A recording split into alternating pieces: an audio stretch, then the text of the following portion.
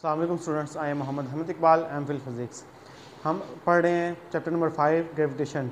हम इसके एक्सरसाइज को डिस्कस रहे हैं। आज का हम डिस्कस करेंगे इसके क्वेश्चंस के बारे में। सबसे पहले हमारा क्वेश्चन है क्वेश्चन नंबर 2, यानी कि 5.2 जो है, what is mean by force of gravitation. Force of gravitation से क्या मुराद है, यानी कि इस फोर्स ऑफ ग्रेविटेशन के हर बॉडी जो है वो दूसरी बॉडी को क्या कर रही है, अट्रैक्ट कर रही है। इसी तरह ज़मीन भी दूसरी बॉडीज़ को क्या कर रही है, अट्रैक्ट कर रही है। अब कहाँ कहाँ कर रही है, अपने सेंटर की तरफ कर रही है। जो ग्रेविटेशन पुल है जो उसका ज़मीन का, वो क्या कहलाती है, ग्रेविटेशनल फोर्स कहलाती है। हमारे पास है फोर्स ऑफ ग्रेविटेशन कहलाती है हमारे पास। तो हमने कुछ इसको यूँ लिखा हुआ है, एक्सप्लेन किया हुआ है, the force due to which every object in the universe attracts every other object is called force of gravitation. यानी कि जो फोर्स दो ऑब्जेक्ट्स के दरमियान में है, फोर्स ऑफ अट्रैक्शन, उसे हम क्या कहते हैं, ग्रेविटेशन, फोर्स ऑफ ग्रेविटेशन या ग्रेविटेशनल फोर्स कहते हैं हम। जिसमें ये क्या होता है कि हमारे पास के हर ऑब्जेक्ट दूसरे ऑब्जेक्ट को क्या कर रहा है, अट्रैक्ट कर रहा है। ये हमारे पास क्या हो जाती है, फोर्स ऑफ ग्रेविटेशन हो जाती है हमारे पास है। नेक्स्ट क्वेश्चन है हमारे पास, डू यू अट्रैक्ट अर्थ और अर्थ अट्रैक्ट यू। क्या आप ज़मीन को अट्रैक्ट कर रहे हैं या फिर ज़मीन आप लोगों को अट्रैक्ट कर रही है। Which one is attracting with a large force, you और अर्थ। कौन सी किसकी फोर्स ज़्यादा है, ज़मीन की या फिर अर्थ, ज़मीन की या आपकी फोर्स ऑफ अट्रैक्शन ज़्यादा है। यानी कि हम भी हैं ज़मीन पे मौजूद और ज़मीन है हमारे पास, इसकी फोर्स भी ग्रेविटेशन है। अब दोनों के दरमियान में क्या होती है, फोर्स ऑफ ग्रेविटेशन होती है हमारे पास है। तो इसमें वो क्वेश्चन हमसे पूछा गया है कि किसकी फोर्स है हमारे पास, ज़मीन की ज़्यादा फोर्स है अर्थ ऑफ अट्रैक्शन या फिर आपकी फोर्स ऑफ अट्रैक्शन ज़्यादा है। अगर आप भी खींच रहे हैं और ज़मीन भी एक दूसरे को खींच रही है, यानी कि अगर दो ऑब्जेक्ट हैं हमारे पास, यानी कि हम भी मौजूद हैं, वो कह रहे हैं कि हम भी ज़मीन को खींच रहे हैं या नहीं खींच रहे हैं, या फिर ज़मीन हमें खींच रही है या नहीं खींच रही है। अगर हम दो एक दूसरे को खींच रहे हैं तो दोनों की फोर्स, दोनों में से किसकी फोर्स क्या है, ज़्यादा होगी।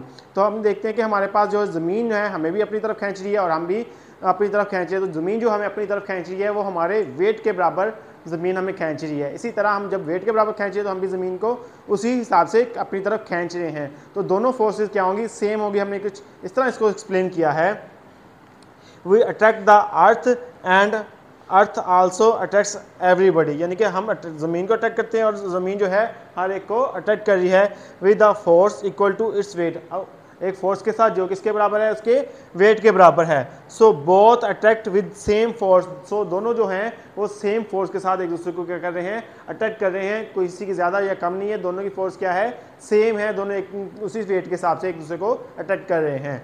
तो हमारे पास नेक्स्ट क्वेश्चन है, नेक्स्ट हमारे पास क्वेश्चन नंबर 5.4 है हमारे पास, what is a field force. Field force क्या है हमारे पास है, ये क्या चीज़ होती है, ग्रेविटेशनल पुलिंग फोर्स होती है। यानी कि वो फोर्स जो ज़मीन हमें, जिसके हिसाब से हमें ज़मीन अपनी तरफ खींच रही है, जो हमारे वेट के बराबर होती है, वो क्या होती है, ग्रेविटेशनल फोर्स की होती है हमारे पास है, या फील्ड फोर्स होती है हमारे पास।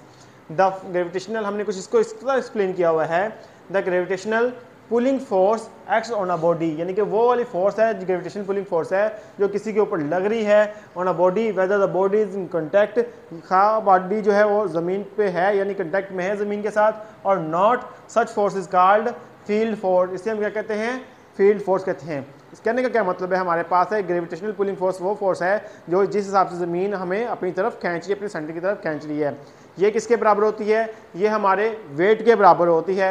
इसमें ये कंडीशन नहीं है कि हम ज़मीन पर मौजूद हैं या ज़मीन पर मौजूद नहीं है। इसमें ये होता है कि हम ग्रेविटेशनल फील्ड में मौजूद हैं या नहीं मौजूद है, ज़मीन हमें अपनी तरफ खींच ही रही है। तो ये हमारे पास क्या होती है, फील्ड ऑफ फोर्स होती है हमारे पास है।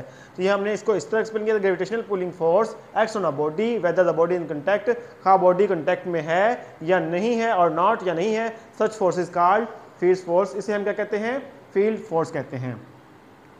नेक्स्ट क्वेश्चन है, why early scientist could not guess about the gravitational force. यानी कि जो पहले साइंटिस्ट थे वो ग्रेविटेशनल फोर्स को क्यों नहीं डिस्कवर कर सके, क्यों नहीं उन्हें मालूम हो सका कि ज़मीन जो है चीज़ों को अपनी तरफ खींचती है। इसकी रीज़न क्या थी, इसकी मेन रीज़न जो है हमारे पास ये थी कि जो पहले पुराने साइंटिस्ट थे, जो हमारे पास अर्ली साइंटिस्ट थे, जिन्हें हम ग्रीक साइंटिस्ट कह सकते हैं, कि जो अर्ली ग्रीक साइंटिस्ट थे वो ये सोचते थे कि ज़मीन जो है एक क्या है, स्टेशनरी ऑब्जेक्ट है, और जबकि बाकी प्लैनेट्स और सूरज जो है वो इसके गिर्द क्या कर रहे हैं, रिवॉल्व कर रहे हैं। इसी वजह से उनके पास आइडिया नहीं आ सका कि ज़मीन की जो है फोर्स ऑफ अट्रैक्शन हो सकती है या नहीं हो सकती है। तो इसी वजह से वो उनका कोई आइडिया नहीं लगा सका। बाद में क्या हुआ, 16वीं सेंचुरी में इसके हमें पता चला कि जो ज़मीन है वो क्या है, स्टेशनरी ऑब्जेक्ट नहीं है, बल्कि सूरज क्या है, ज़मीन के रेफरेंस के साथ स्टेशनरी ऑब्जेक्ट है, और जो ज़मीन है और बाकी प्लैनेट्स हैं वो सूरज के गिर्द घूम रहे हैं। तब हमारे पास न्यूटन ने क्या किया था, लॉ ऑफ ग्रेविटेशन दिया था और फील्ड ऑफ फोर्स का